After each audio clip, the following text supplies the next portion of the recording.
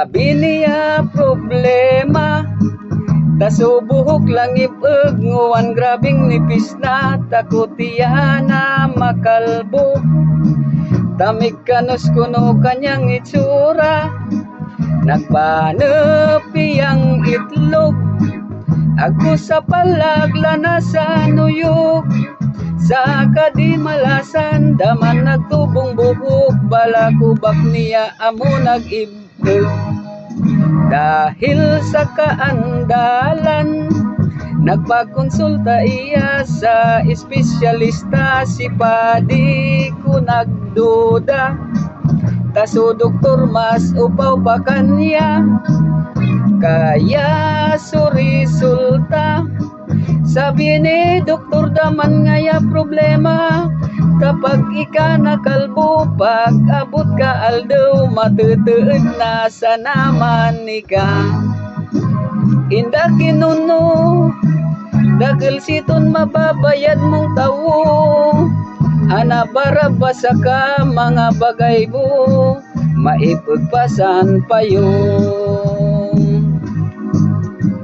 Kanatang payo, doon sa bumbunan nabot alimpupuro, dawa abo mo maniton no gusto, hindi ka makakalbo. Ako'y yan naisiyan, naan ko nung buyungaw, bulong kuno sa upaw, inusnos lang san payo. Buhok mo mig abang usad na rangaw, kanyang pinurbaran, ninusnos sa payo uro aldaw.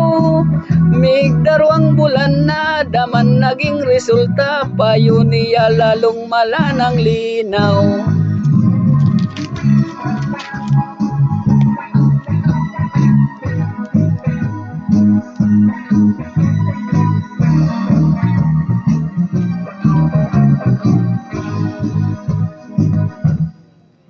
Grabe niya problema, tasubuhok lang ipag nguwan grabing nipis na takot iya na makalbo.